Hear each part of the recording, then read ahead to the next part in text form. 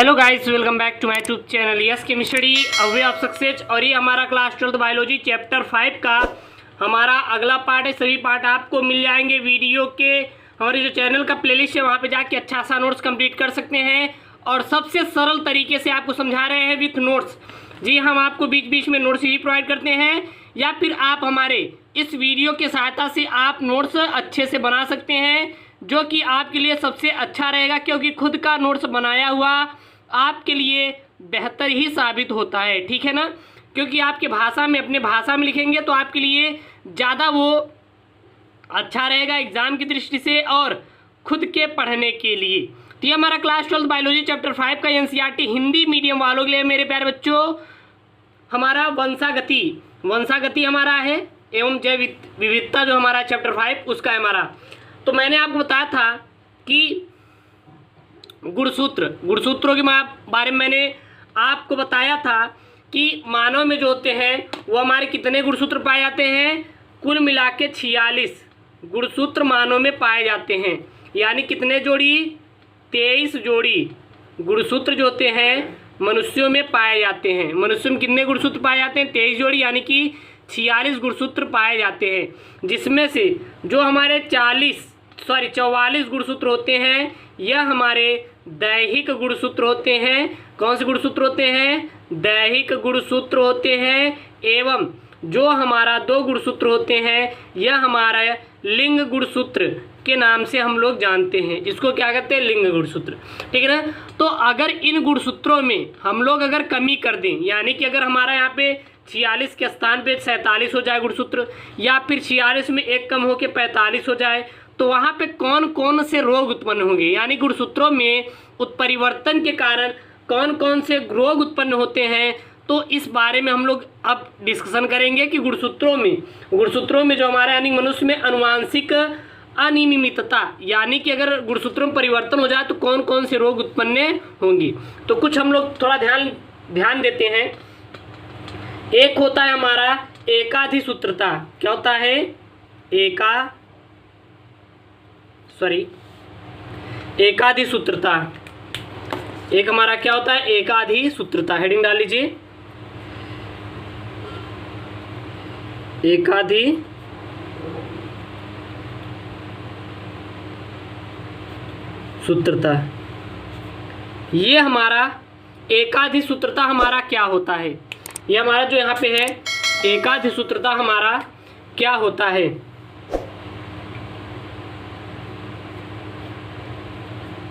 एकाधिसूत्रता, अगर एकाधिसूत्रता को हम लोग इंग्लिश भाषा में बोले तो इसको बोलते हैं ट्राइसॉमी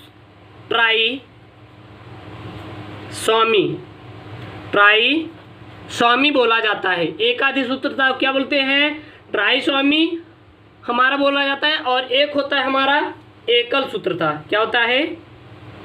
एकल सूत्रता, जिसको बोलते हैं क्या बोलते हैं? मोनोसॉमी। एक हमारा होता है एकाधिसूत्रता, जिसको क्या बोलते हैं हम लोग? ट्राइसॉमी। दूसरा हमारा होता है ये हमारा एकल सूत्रता। सबसे सिंपल परिभाषा आपको इसको दीजिए कि एकाधिसूत्रता क्या होती है और हमारा एकल सूत्रता क्या होती है। जब किसी भी गुणसूत्र में, यानी कि हमारे 46 गुणसूत्र पाए जाते हैं, उसमें किसी में अगर एक गुणसूत्र की वृद्धि हो जाए, किसी भी जोड़ी में हमारी एक गुणसूत्र की वृद्धि हो जाए तो उसे हम लोग एकाधिसूत्रता बोलते हैं। और जब किसी भी गुणसूत्र के जोड़ी में एक गुणसूत्र की कमी हो जाए तो उसे हम लोग क्या बोलते हैं? एकल सूत्रता बोलते हैं। तो इसमें क्या लिखेंगे? जब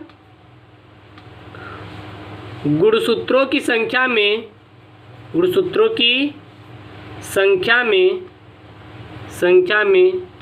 एक गुणसूत्र की वृद्धि हो जाए, एक गुणसूत्र की वृद्धि हो जाए तो उसे हम लोग मेरे प्यारे बच्चों एकाधिसूत्रता बोलते हैं। और एकल सूत्रता क्या बोलते हैं? अभी एग्जाम्पल भी देंगे। जब गुणसूत्रों की संख्या में एक गुणसूत्र की कमी हो जाए। जब हमारे गुणसूत्रों की संख्या में एक गुणसूत्र की वृद्धि हो जाती है तो उसे हम लोग एकाधिक सूत्रता बोलते हैं, और जब गुणसूत्रों की संख्या में एक गुणसूत्र की कमी हो जाए तो उसे हम लोग एकल सूत्रता के नाम से जानते हैं। यानी कि हम लोग ट्राइसोमी जानते हैं जब हमारी एक गुणसूत्र की संख्या में वृद्धि हो जाए, और मोनोसोमी जब हमारी एक गुणसूत्र की संख्या में क्या हो जाए, गुणसूत्रों की संख्या में कमी हो जाए। जैसे कि 18वीं जोड़ी में 18वीं जो हमारी जोड़ी होती है, 18वीं जोड़ी हमारी जो गुणसूत्र होती है, इसमें कितने गुणसूत्र होंगे, 2 गुणसूत्र होंगे, और इसमें एक गुणसूत्र की वृद्धि हो जाती है तो कितने गुणसूत्र हो जाते हैं, 3 गुणसूत्र हो जाते हैं। इसे हम लोग एकाधिक सूत्रता बोलते हैं।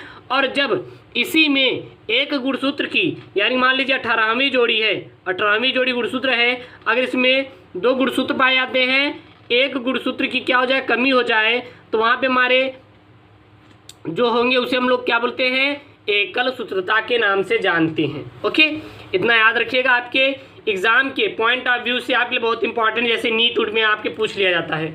फिर हमारा आता है मनुष्य में आनुवांशिक अनियमितता। मनुष्य में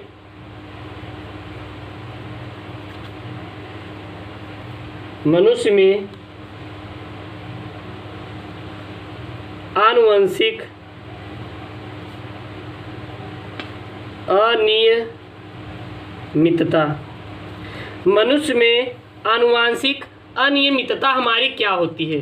तो मनुष्य में आनुवांशिक अनियमितता ये होती है कि जब हमारी मनुष्य के गुणसूत्रों में या फिर कमी हो जाए या फिर क्या हो जाए, वृद्धि हो जाए, तो उसके कारण जो उसमें परिवर्तन होगा उसे हम आनुवांशिक अनियमितता कहते हैं। तो यहाँ पे क्या लिखेंगे,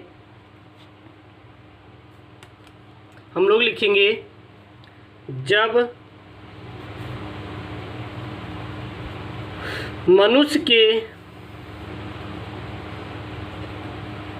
गुणसूत्रों में वृद्धि हो जाए या गुणसूत्रों में यानी गुणसूत्रों की संख्या में कमी हो जाए तो उसे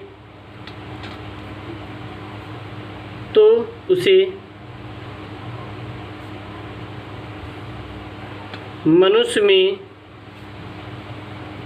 आनुवंशिक अनियमितता कहते हैं। तब उसे हम क्या कहते हैं, मनुष्य में आनुवांशिक अनियमितता कहते हैं। ओके, और यह हमारा आनुवांशिक अनियमितता 2 प्रकार की होती है। मैंने आपको बताया कि हमारे मनुष्य में कुल मिला के 46 गुणसूत्र पाए जाते हैं, यानी कि 23 जोड़ी, जिसमें से 1 से लेकर 22 जोड़ी यानी कि 44 गुणसूत्र दैहिक गुणसूत्र होते हैं, और जो हमारे 2 गुणसूत्र होते हैं हमारे क्या होते हैं, लिंग गुणसूत्र होते हैं। अब हम जानेंगे कि अगर दैहिक गुणसूत्रों में की संख्या में परिवर्तन होगा तो कौन कौन से रोग उत्पन्न होंगे, क्योंकि गुणसूत्रों की संख्या में अगर कमी हुआ या फिर बढ़ोतरी हुआ तो जाहिर सी बात है उसमें रोग उत्पन्न होना जरूरी है। तय है कि उसमें ज़रूर से ज़रूर हमारा कोई न कोई रोग उत्पन्न ही होगा। ठीक है, तो हम क्या जानेंगे, इसमें जानेंगे यदि हमारी किसमें परिवर्तन हो जाए, हमारी हो जाए दैहिक गुणसूत्रों की संख्या में परिवर्तन द्वारा उत्पन्न रोग। हेडिंग डाल लीजिए यहाँ पे ए, दैहिक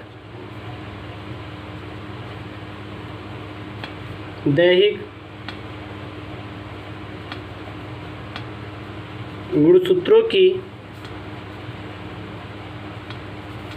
संख्या में परिवर्तन होने से उत्पन्न रोग हमारे कौन कौन से होते हैं? यदि हमारे दैहिक गुणसूत्रों की संख्या में कोई भी परिवर्तन हो जाए, और दैहिक गुणसूत्रों की संख्या मेरे प्यारे बच्चों कुल कितनी पाई जाती है, तो वो हमारी पाई जाती है 44। ठीक है ना, तो देखते हैं, पहले हम लोग देखते हैं कि दैहिक गुणसूत्रों कुल मिला संख्या कितनी है, 44। यानी कि 22 जोड़ी, 22 जोड़ी, प्रत्येक जोड़ी में 2 गुणसूत्र, तो 22 दूना कितना 44। और इसे हम लोग किसके नाम जानते हैं? दैहिक गुणसूत्र के नाम से जानते हैं। इसे हम लोग किसके नाम जानते हैं? दैहिक गुणसूत्र के नाम से जानते हैं। तो पहला जो इसमें रोग आता है वो हमारा आता है डाउन सिंड्रोम। कौन सा रोग हमारा आता है? वो हमारा आता है पहला इसमें डाउन सिंड्रोम। डाउन सिंड्रोम हमारा क्या रोग होता है, या फिर इसको हम लोग और नाम से जानते हैं मंगोलियन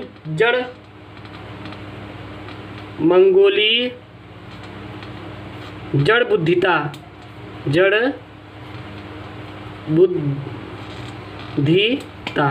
या फिर इसे और किसके नाम जानते हैं? मंगोलिज्म। किसके नाम जानते हैं? मंगोलिज्म के नाम से जानते हैं, ठीक है। या फिर देखिए, अगर दैहिक गुणसूत्रों की संख्या में परिवर्तन होगा तो बहुत सारे रोग होते हैं। पहला रोग क्या होता है? डाउन सिंड्रोम, या फिर मंगोलियन जड़ बुद्धिता, या फिर मंगोलिज्म रोग के नाम से हम लोग जानते हैं। अब इसमें देखते हैं, सर्वप्रथम इसकी खोज किसने की थी? तो इसकी खोज किए थे लैगडोन डाउन। खोज किसने की थी? खोज किए थे हमारे लैगडोन डाउन ने। इस रोग की खोज लैगडोन डाउन ने किया था, इसलिए इसका नाम पड़ गया हमारा डाउन सिंड्रोम। कारण हमारा क्या होता है? कारण आपका होता है जब 21वीं जोड़ी गुणसूत्र में, केवल 21वीं जोड़ी की गुणसूत्र में, जब केवल 21वीं जोड़ी गुणसूत्र में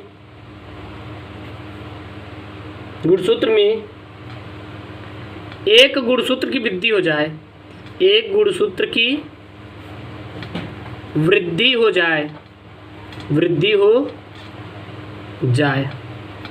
तो डाउन सिंड्रोम रोग हमारा उत्पन्न हो जाएगा, ठीक है ना।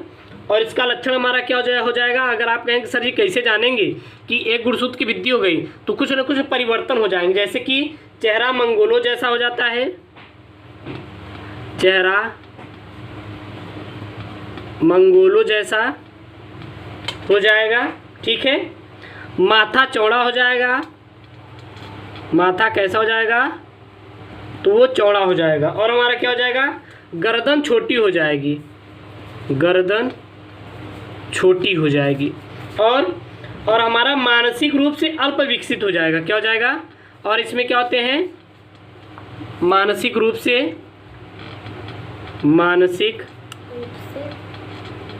से अल्प विकसित हो जाते हैं, अल्प विकसित, ठीक है। तो मेरे प्यारे दोस्तों, इसमें हम लोग जाने कि कौन कौन से रोग उत्पन्न होते हैं यदि हमारी गुणसूत्रों की संख्या में वृद्धि या फिर कमी हो जाए। तो इसमें हम लोग डाउन सिंड्रोम जाने हैं। अगले पार्ट में हम लोग अगला जो हमारी रोग आता है उसको जानेंगे। और हमारा NCERT class 12th biology chapter 5 का हमारा इन हिंदी मीडियम वालों के लिए चैनल पर नए तो चैनल को सब्सक्राइब करें।